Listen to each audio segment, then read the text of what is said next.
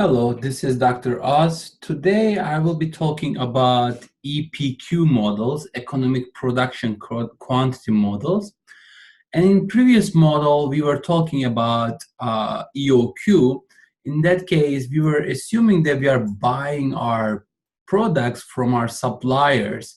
And once we have our products, basically we start selling them. And then once we reach zero, we replenish our stocks from our suppliers and then again sell those products and then replenish again. But in the EPQ model, instead of buying those products, we will be producing those products. Okay, we will be producing those products. So if I want to visualize this, this is how I would visualize it. So again, I have the inventory amount. Just draw it right here. So this is my inventory quantity, and this is my time. Instead of in EOQ, we get sudden deliveries. In EPQ, we will be producing some, then we will stop producing, and then we will start only selling it. So again, we'll produce some and then selling it. So what happens here is that while we are producing it here in this first half, at the same time we are selling it, and then we stop producing and then only selling our products so that we can switch to another type of product. All right, so let's continue on our example, and I would like to show you how our model will shift. So I will just copy this area.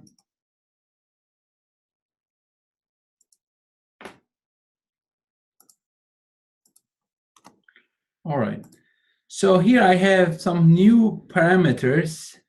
One of them is annual demand, which is not a new parameter, but instead of just keep calculating it based on daily demand, I will put annual demand here, capital D, which is, as we talked in previous videos, average demand times number of days in a year. So this is my annual demand, 7,300 purchases per year. Also, a new parameter here is the production rate. And production rate, I will denote this one with small p. So I can produce in my facility 100 purchases per day. Another thing is the setup cost. So in this case, I don't have ordering costs, obviously, because I'm not ordering things, and so I'm producing them. But I can also denote this one as S, because in our formula, it won't really matter. I will replace this ordering cost S with setup cost, capital S. So this is $400.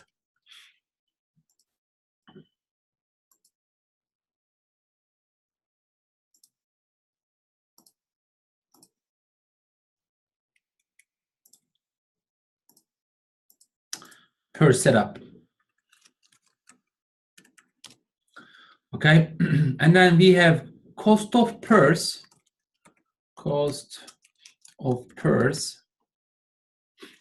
It costs us $39.50.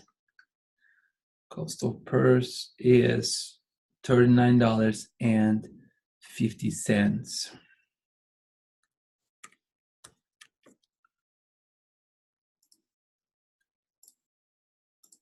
Per purse,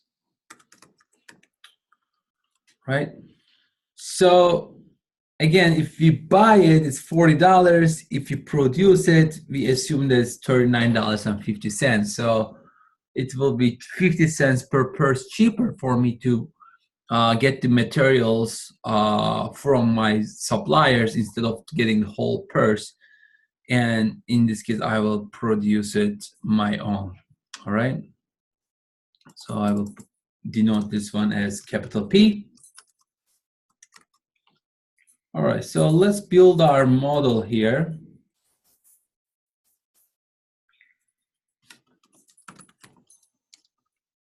First step, I will calculate the economic production quantity, in other words, EPQ.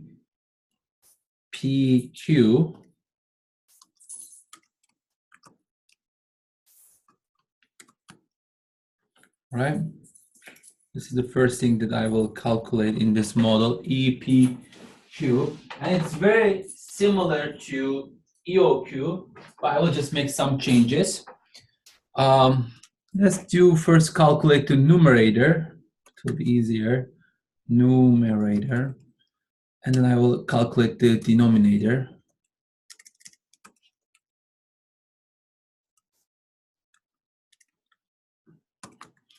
All right. So the numerator here is 2ds, like very similar to EOQ model, exactly the same. Actually, formula-wise, 2 times capital D, annual demand, times S. But instead of using ordering cost this time, I will use setup cost. Okay, it's my numerator.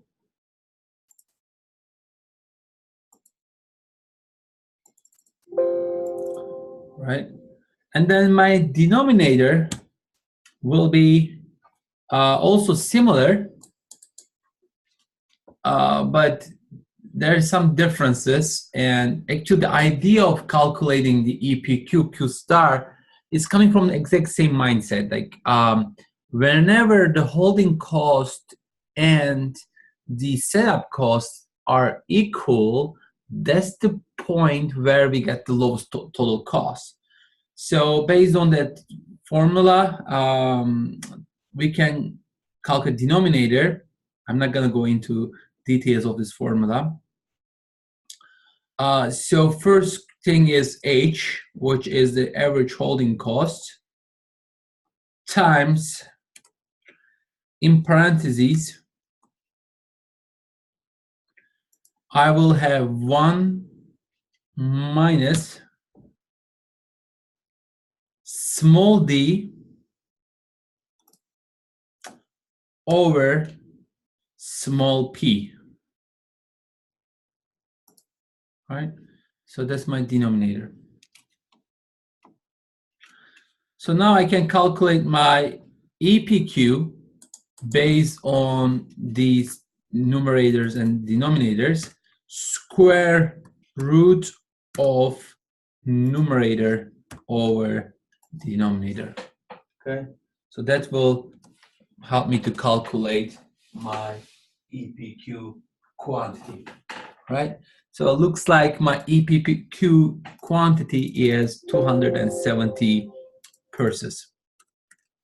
So I need, my batch size is 270 purses. I will produce that much, and then I will start consuming it. Actually, I sell it all the time, but I will just stop producing after 270 purses, and then I will only sell. And once I have zero again, I will start producing products and so on. So I can calculate my cycle inventory here as well, or average or cycle inventory, which will be helpful for me to calculate holding cost. So the cycle inventory is, this time is quite different because while I'm producing my batch, I sell. So I will never ever be able to reach 270 units inventory level because in the meantime, I will be selling some products. Therefore, I need to consider that by my formula.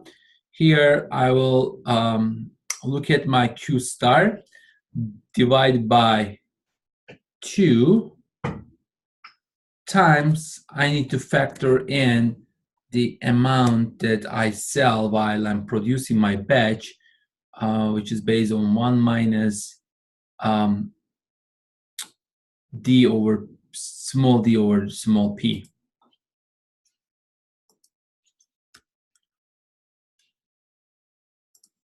All right. So that's my average inventory, and looks like my average inventory is 108 units.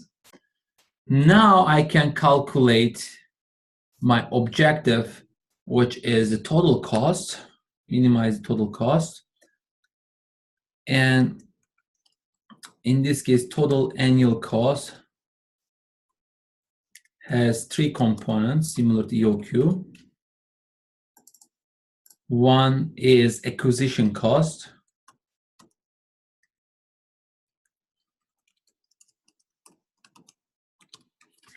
Second component is the setup cost. And finally, the third component is the holding cost.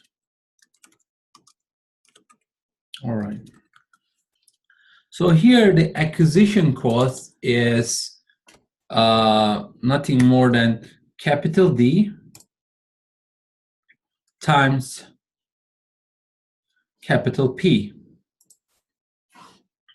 The reason is that the more demand that I have per year, the more acquisition cost I will have, right? So this is dollar.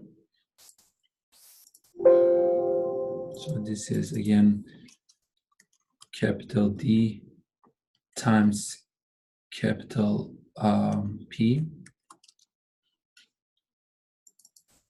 So let's calculate the setup cost. All right, so the setup cost will be number of setups per year times the setup cost. Number of setups can be calculated as capital D over Q star, that's my number of setups, times setup cost, which is $400. All right, beautiful. That's my setup cost. Let's calculate my holding cost. And this is also very similar. Average inventory times inventory costs, which is capital H per year. As you see, these two numbers are the same. That's what I expect anyway. Whenever we calculate minimum total cost, they should be equal. Now I can calculate my total costs by summing up these 3 different types of costs. And that is 309,965. So now we can look at compare this value with the value that we calculate in EOQ model. So in this case, we got here $309,088. Here we got $309,965. So it looks like ordering cost is cheaper based on the given data than really the producing it. All right. So instead of 171 ordering quantity every time I order, I chose batch size of 270, which minimizes my EPQ, and that ended up slightly more cost in comparison to my order quantity. So I rather again order these purses from another company and sell it instead of buying the material at $39.50 and then produce it in-house. Okay, of course, there are some qualitative factors that we should consider as well. Based on only cost, ordering is better because it is cheaper than producing it. That's it for this video. Until next video, enjoy supply chain management.